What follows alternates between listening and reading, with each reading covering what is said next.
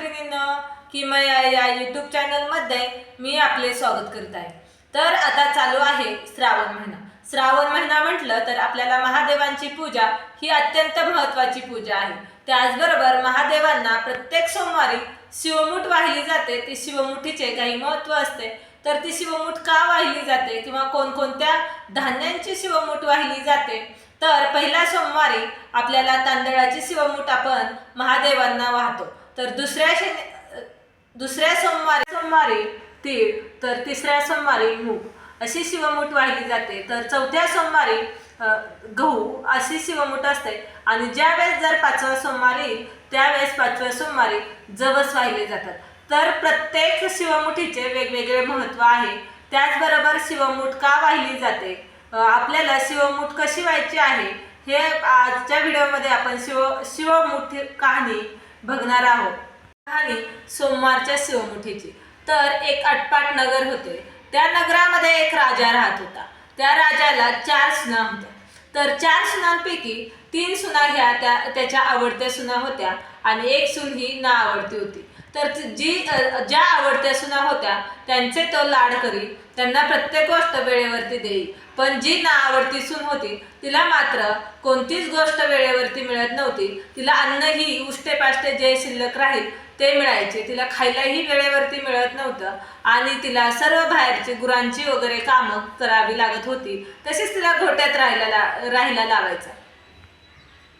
नावडती जी सून होती तिला म्हणजे नेसायलाही जुने कपडे किंवा ज्या या आवडत्या सुनांचे जुने झालेले वस्त्र किंवा त्यांचे उष्टे जे राहिलेले असेल तेच तिला मिळायचे प्रत्येक वेळेस। तर काही दिवस ती अशी चिंतेत होती।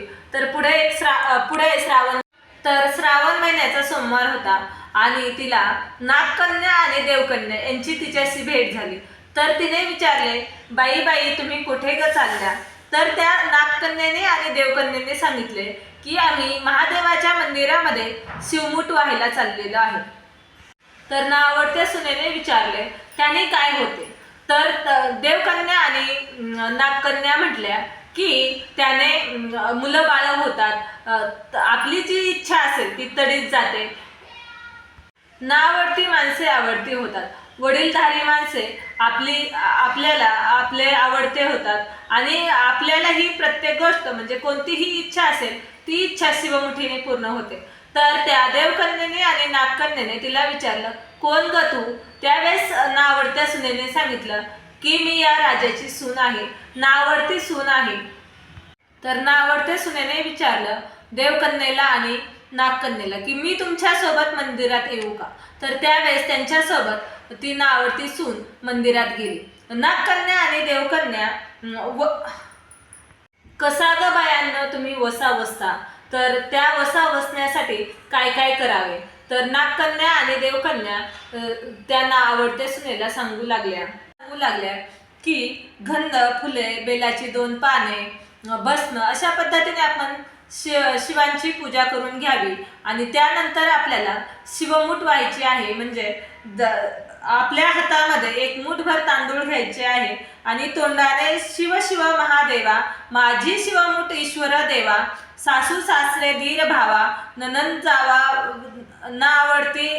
नावडती आहे ती आवडती कर रे देवा असे म्हणून तांदूळ व्हावे। सायंकाळपर्यंत उपवास करावा। तर अशा प्रत्येक सोमवारी आपल्याला उपवास करायचा असतो आणि आपल्याला देवाला महादेवांना शिवमुठ व्हायची असते। शिवमुठ व्हायची, बेलाची 2 पाने व्हायची, त्यानंतर आपल्याला उपवास सोडायचा असतो। तर सोमवारी संध्याकाळी उपवास सोडायचा आणि दिवसभरामध्ये उपवासाला फळे किंवा दूध असेच पदार्थ घ्यायचे। दुसरे कोणतेही जास्त मिठाचे वगैरे पदार्थ न घेता आपण ते शिवमुठेचा उपवास करायचा। ज्याला उपवास झेपत नाही त्याने उपवास नाही केला तरी चालेल, पण त्याने पुन्हा संध्याकाळी महादेवांना बेलाची पाने व्हायची, नमस्कार करायचा आणि त्यानंतर आपला उपवास सोडायचा।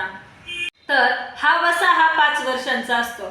तर प्रत्येक सोमवारी अशी शिवमुठ वाहिल्याने आपली कोणतीही मनोकामना असेल ती शिवमुठेने नक्कीच पूर्ण होते। तर पहिल्या सोमवारी तांदूळ, दुसऱ्या सोमवारी तीळ, तिसऱ्या सोमवारी मूग, चौथ्या सोमवारी जवस, पाचवा आला तर सातू असे घेतले जाते. पहिल्या सोमवारी सगळे साहित्य घेऊन देवकन्या आणि नागकन्या मंदिरात जाऊन शिवमूठ वाहिली. त्यांच्याबरोबर नावडती सुनेनेही तशीच पूजा केली. त्यांचे साहित्य घेतले आणि तशी मंदिरामध्ये पूजा केली. त्यानंतरच्या पुढच्या सोमवारपासून तिने घरामध्ये पूजेचे साहित्य मागून घेतले आणि पुढच्या सोमवारी तिने स्वतःचे साहित्य नेऊन त्याची पूजा, शिवमुठीची पूजा केली. तर पुढच्या सोमवारी तिने मनोभावे पूजा केली, उपवास केला. तर कोणाचे उष्टे खाल्ले नाही. उष्टे तिला जे मिळाले होते तिने ते गाईला अर्पण केले आणि फक्त दूध पिऊन तिने उपवास केला. तर पुढच्या सोमवारी तिने रानात जाऊन नागकन्या आणि देवकन्येबरोबर महादेवांची पूजा केली आणि शिव शिव महादेवा माझी शिवमुठ ईश्वरी देवा, सासू सासरे धीर भावा ननंद भाऊ, ना आवडती आहे ती आवडती कर्रे देवा असे म्हणून तिने तीळ वाहिले आणि दिवसभर उपवास केला. शंकराला बेल वाहिले, दूध वाहिले आणि दिवसभर दूध पिऊनच तिने उपवास केला. तर सासऱ्यांनी संध्याकाळी तिला विचारले, कुठे आहे तुझा देव? त्यावेळेस नावडती म्हणाली, माझा देव खूप लांब आहे. काटे कुठे आहेत? वाट खूप अवघड आहे. वाघ आहेत, सिंह आहेत, रस्त्यामध्ये साप आहेत, त्यामुळे खूप अवघड रस्ता आहे. तर तिसऱ्या सोमवारी तिने घरून साहित्य घेतले आणि पूजेला निघाली. तर घरच्यांनाही विचार पडला, ही नक्की कुठे जाते, आपण ही पाहावं. तर तिच्या पाठोपाठ घरचे लोक निघाली. तर खूप अवघड रस्ता पाहून त्यांनाही नवल वाटलं की दररोज या रस्त्याने कशी जात असेल. पण नावडतीला दररोजची सवय होती, त्यामुळे तो अवघड रस्ता तिला काहीच वाटत नव्हतं. त्यामुळे ती दररोज त्या रस्त्याने जात होती. काटे कुठे होते, साप रस्त्यात होते, इतर प्राणीही असायचे, पण तिला त्याचं कधीच काही वाटलं नाही. पण घरच्या लोकांना तिची चिंता वाटू लागली. घरचे लोकही आलेले नावडतीला कळले, त्यामुळे तिचीही चिंता वाढू लागली. तिने देवाला प्रार्थना केली की देवा, मला सवय आहे पण यांचं काय? तर देवालाही तिची करुणा आली. नागकन्या देवकन्यासह वर्तमान देऊळ सुवर्णांचे झाले, रत्न खडीत खांब झाले, झुंबर लागली, स्वयंभू महादेवांची पिंड झाली. सगळीकडे सगळ्यांनी देवाचे दर्शन घेतले.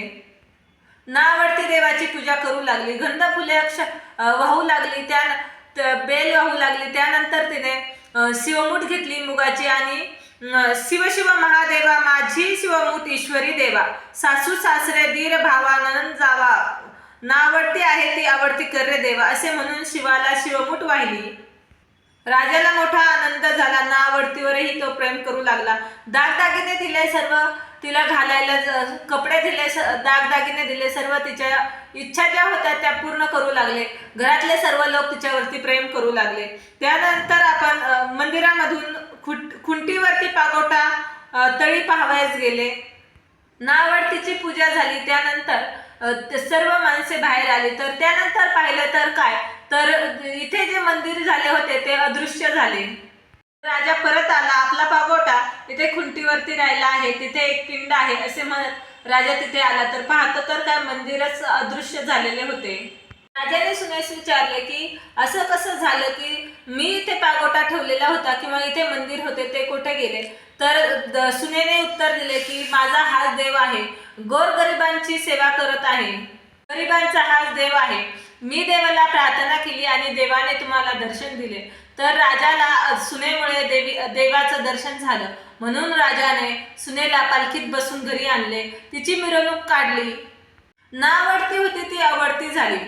तसेच तिला शंकरही प्रसन्न झाला. तर तुम्हालाही हो हीच प्रार्थना, आणि आपली कोणतीही इच्छा असेल तर आपण शिवमूठ वाहताना तर ती बोलली तर आपली इच्छा ही पूर्ण होतेच. त्यामुळे आपल्याला शिवमूठ वाहता वाहता आपली जी इच्छा असेल, ज्या आपल्या अडचणी असतील ते महादेवांना पूर्ण श्रावणामध्ये सांगायच्या आहेत. तर आपल्याला ज्या काही अडचणी असतील त्या महादेवांपर्यंत पोहोचतील आणि महादेव यावरती नक्कीच आपल्याला मार्ग काढतील.